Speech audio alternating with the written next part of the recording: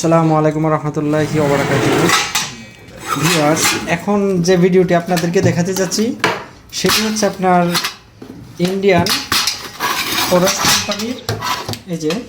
পরশ কোম্পানির cream separator মেশিনের সেটআপের video. তো এই মেশিনটা আপনারা ফুললি কীভাবে সেট আপ করবেন সেই ভিডিওটা এখন আপনাদেরকে আমি দেখাবো।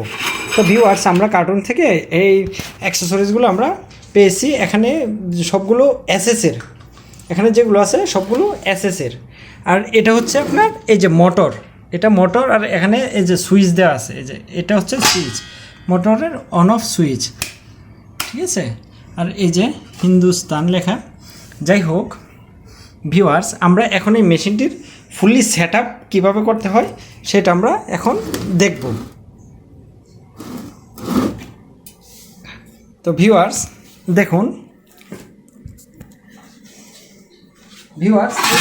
একটা দুইটা এরকম আপনার দুইটা বাটি পাবেন, যে এদিক দিয়ে আসবে আপনার দুধ আর এদিক দিয়ে আসবে ক্রিম, এরকম। আচ্ছা, একটা দেখবেন গর্ত কম আর একটা আছে গর্ত বেশি। এই যে দেখেন, এটার গর্তটা বেশি, এটার গর্তটা কম।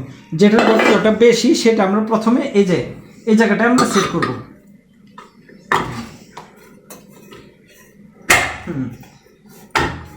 এই যে ভিউয়ার্স, আমরা এটা সেট করে ফেলছি। আর এটা আপনারা আপনাদের প্রয়োজন মতো যেদিকে ইচ্ছা সেদিকে ঘুরাইতে পারবেন। এটা সেট করার পরে এই যে একটা বাটি, যেটা মূলত মেন বাটি, এটা দিয়ে আপনার ক্রিম বের হয়। আর এটা হচ্ছে আপনার ক্রিম বের হওয়ার আপনার জায়গার, এটা দিয়ে ক্রিম বের হয়। পরবর্তীতে আমরা এই বাটিটা আমরা এখানে বসাবো, এই গর্ত বাটিটা বসানোর পরে এই বাটিটা বসাবো। এটা বসানো শেষ হলে পরে যে আরেকটা অল্প গর্তের বাটি আছে এটা আমরা এখানে বসিয়ে নিই।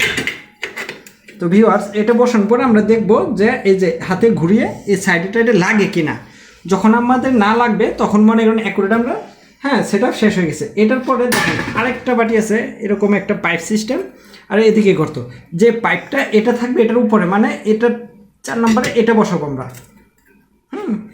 এটা আমরা এই যে বসাই নিব 4 নম্বর। যখন এটা বসানোর পরে প্রথমে একটা বসালাম আমরা 1 নম্বরে, এটা পরে ভিতরে একটা বাটি 2 নম্বরে, 3 নম্বরে এটা, 4 নম্বরে এটা।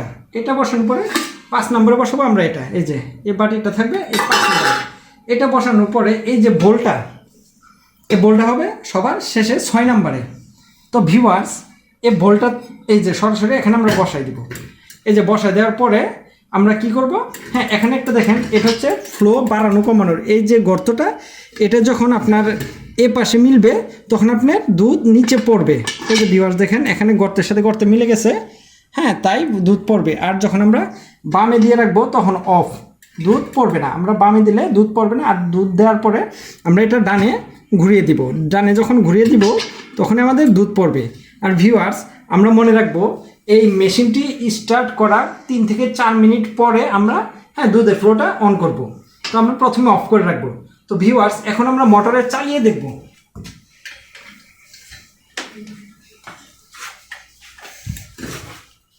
ভিউয়ার্স, এই যে এখন দেখেন, এই যে সুইচ, মোটরের সুইচ, আমরা এখন সুইচ দিব।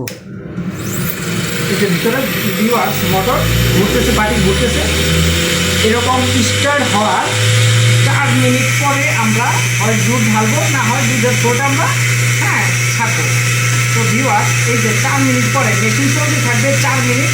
4 মিনিট পরে আমরা দুধ ঢালবো। দুধ ঢালার পরে আমরা কিছুক্ষণ পর দেখতে পারবো এই উপরের যে লাইনটা, এই যে এই লাইনটি দিয়ে আসতেছে আপনার ক্রিম, আর এই লাইনটি দিয়ে আসতেছে আপনার দুধ।